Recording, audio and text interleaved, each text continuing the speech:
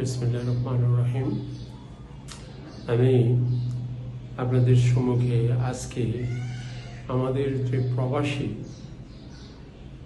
ছেলেমেয়েরা বিদেশে কাজ করে তাদের সম্পর্কে এবং তাদের বিষয়ে আমরা দু একটি কথা বলবো, যাতে করে আমরা যখনই বাজেট করি অথবা যখনই আমরা 5 ইয়ার্স পঞ্চবার্ষিক পরিকল্পনা প্রণয়ন করি তখন তাদের সাইটটা আমরা কিভাবে দেখে এটাকে আমরা সর্বোচ্চ মানে উন্নীত করতে পারব। সেই জন্য আমাদেরকে পলিসিগত কতগুলি পরিবর্তন আনতে হবে আমাদের দেশের অর্থনৈতিক ম্যানেজমেন্ট, ইকোনমিক ম্যানেজমেন্ট। আমরা কিন্তু সেসব দিকে নজর দেই না।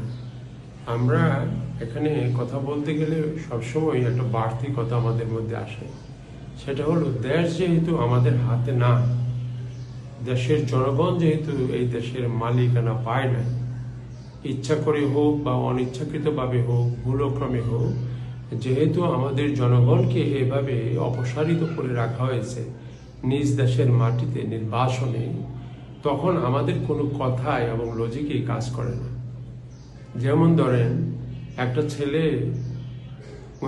সৌদি আরবে কাজ করতে যাবে, কুয়েতে যাবে, মিডল ইস্টের যে কোনো কান্ট্রিতে যাবে। এখন তাদেরকে আপনি যখন পাঠান তখন সরকারের যত্নটা সেখানে নাই।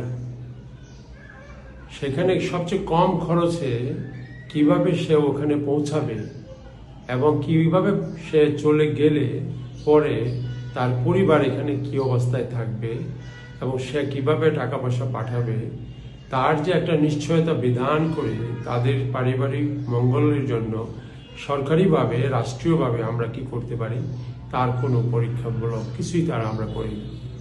আমরা শুধু তাদের রিমিটেন্স আছে সেইটা আমরা বিশেষ করে ফলাও করে প্রচার করি, কিন্তু রিমিটেন্সের যে টাকাটা, যে হিউজ ডলার দেশের মধ্যে আসে, এটা কারা খরচ করে, কারা এই টাকা বিনিময় করে বিদেশে টাকা লন্ডারিং করে, মানি লন্ডারিং করে, এই সমস্ত জিনিসগুলো যদি সরকার আমাদেরকে পরিষ্কার ভাষায় না বলতে পারে এবং আমাদের আয় ব্যয়ের হিসাব যদি সরকার আমাদেরকে দিতে না পারে, শুধু যদি রাত দিন আমরা একটা তাল বাহানা করে বিভিন্ন ডাইভারশন ক্রিয়েট করে, বিমুখতা তৈরি করে আমরা যদি জনগণকে অন্ধকারে রেখে দেই, তাহলে এটা কতকাল আমরা চলতে পারবো? আজীবনে চলতে পারবো, কারণ পৃথিবী এখন ভিন্ন ধাঁচে চলতেছে। কাছে আমি মনে করি আমাদের যে ছেলেরা যখন বিদেশে যায়, মেয়েরা বিদেশে যায় কাজ করতে, একটা আলাদা পরিবেশ আমাদের এখান থেকে সৃষ্টি করতে হবে, আলাদা একটা মিনিস্ট্রি তৈরি করতে হবে। সেই মিনিস্ট্রিকে এমন একটা নিয়ন্ত্রণের মধ্যে রাখতে হবে যে তাদের টাকা তাদের হাতে যাবে এবং তারা খরচ করবে। আর কিভাবে খরচ করবে, কোথায় খরচ করবে, সেই পরিকল্পনা প্রণয়ন করে জাতি, আমাদের প্ল্যানিং কমিশন রয়ে গেছে, আমাদের মিনিস্ট্রি অফ ফাইন্যান্স রয়ে গেছে, আমাদের দেশের সমস্ত অ্যাডমিনিস্ট্রেশন রয়ে গেছে। এরা যদি বসে বসে খায়, এরা যদি এই দেশের সম্পদ লুণ্ঠন করে, আর তাদের দায়িত্ব পালন করতে যদি আমরা তাদেরকে আগ্রহিত না করতে পারি, তাদেরকে যদি আমরা ওইভাবে তৈরি করতে না পারি, তাহলে তাদের পিছনে আমরা যে সমস্ত লক্ষ কোটি কোটি টাকা খরচ করি, এগুলো অবান্তর, এগুলো আমাদের জনগণের জন্য বিরাট বোঝা, বার্ডেন হয়ে যায়। যেমন মনে করেন, পদ্মা সেতু আমরা তৈরি করলাম, পদ্মা সেতুতে যদি মনে করেন সারা বছরে কয়েক লক্ষ কোটি গাড়ি চলাফেরা করে, তাহলে সেটা একটা ব্যাপার। আরেকটা মিনিমাম নাম্বার অফ গাড়ি চলাফেরা করে, সেটা আরেকটা ব্যাপার। তখন এটার মধ্যে আমাদেরকে দেখতে হবে যে আমাদের পদ্মা ব্রিজটা করা কি ঠিক হলো কি হলো না।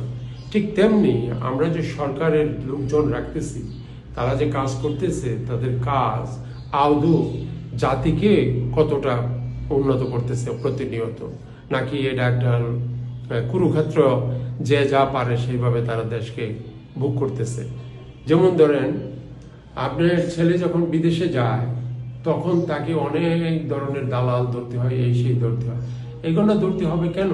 একটা সিস্টেম কেন আমরা ডেভেলপ করতে পারবো না, যেই সিস্টেমের মাধ্যমে আমাদের ছেলে মেয়েগুলো বিনা খরচে যাবে। আর যদি নমিনাল কিছু খরচ হয়, তার সম্পত্তি বিক্রি করতে হয়, সম্পত্তি বন্ধক দিতে হয়, সুদে ঋণ নিতে হয়, তারপরে তাদের যেতে হয়।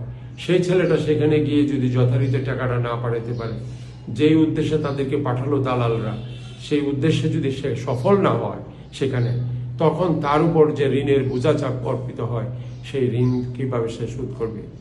এই সমস্ত ব্যাপারে সরকার যদি দায়িত্ব না নেয়, সরকারের মিনিস্ট্রি যদি দায়িত্ব না নেয়, তাদেরকে হেল্প না করে, তাহলে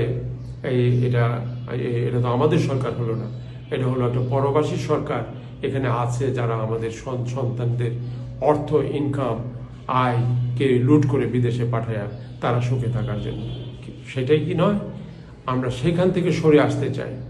আমরা সরে আসতে চাই এই জন্য যে আমাদের ছেলেমেয়েরা শিক্ষিত অশিক্ষিত, ইট ডাজ নট ম্যাটার, তারা কখন কোথায় যাবে, কি করে যাবে, তাদের দেখাশোনা, এবং তারা কখন ফিরে আসবে, কিভাবে আসবে, আসলে তাদের কি সমস্যা, তাদের পরিবারে যদি কোনো সমস্যা হয়, সেগুলো স্পেশাল কেয়ারে আমাদের একটা মিনিস্ট্রি থাকবে তাদেরকে দেখার জন্য, তাদের কাজকর্ম দেখার জন্য।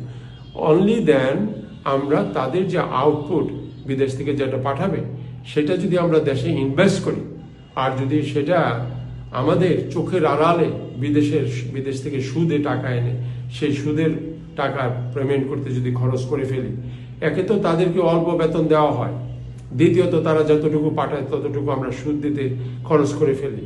এই যে বেইমানি আমাদের মধ্যে, এর থেকে আমাদেরকে এই প্রবাসী ছেলে মেয়েদেরকে রক্ষা করতে হবে। আমি বর্তমানে যে কাজগুলো করতেছি, আমরা চাইতেছি সবাইকে আমরা অবহিত করি, আসেন আমরা চিন্তা করি আমাদের জনগণকে নিয়ে, আমাদের ছেলে মেয়েদেরকে নিয়ে, কারণ কেউ করতেছে না এই সমস্ত। যেমন মনে করেন এখানে ইকোনমিক্সের ভাষায় তারা এখানে একটা ফর্মুলা ইউজ করে, আমরা ইউজ করি, সেটাকে আমরা বলি output is equal to consumption, investment, government expenditure, export import, যে ডিফারেন্স, সেটা এই যে রিমিটেন্সের টাকাটা, সেটা যদি আমরা আলাদা করে নিই এখান থেকে, আর যদি সেটার জন্য আমরা আলাদাভাবে একটা প্ল্যানিং করি, সেটা আমরা অবশ্যই করতে পারি। এই রিমিটেন্সের টাকাটা আমরা এখানে আলাদাভাবে লিখতে পারি, অথবা না লিখে এটা সরাসরি আলাদা একটা অ্যাকাউন্টে আমরা রাখতে পারি। কিন্তু এটা যদি আমাদেরকে ন্যাশনাল আউটপুটে দেখাইতে হয়, আমরা দেখাইতেও পারি, কিন্তু it should be treated totally differently. আজ আমাদের ছেলে মেয়েদেরকে যখন আমরা বিদেশ থেকে ফেরত নিয়ে আসি, তাদেরকে হয়রানি করা হয়, তাদের টাকা দিয়ে যখন 11,000 কোটি 20,000 কোটি টাকা দিয়ে এয়ারপ্লেন কেনা হয়, সেই ছেলেরা যায় শুধু সৌদি আরব পর্যন্ত, কিন্তু বাকি যারা ইউজ করে তাদেরকে সম্মান দেওয়া হয়, আমাদের ছেলে মেয়েদের কাছ থেকে সম্মান দেওয়া হয়। This structure of governing system we should completely rebuild, reconstruct ইনশাল্লাহ। সেই জন্য পলিটিক্স করতেছি, এছাড়া আর কোনো আদর্শ উদ্দেশ্য নেই।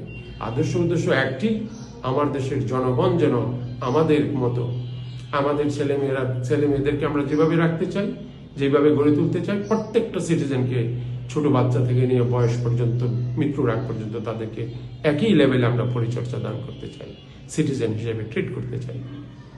ইনশাল্লাহ আশা করি আপনারা আমার আবেগঘন কথাগুলো বুঝতে চেষ্টা করবেন, এবং আমরা যে রাজনীতিতে আজকে আহত, সেই আহত রাজনীতি থেকে বের হয়ে এসে আমরা সুসংহত একটা রাজনৈতিক পরিবেশ তৈরি করব।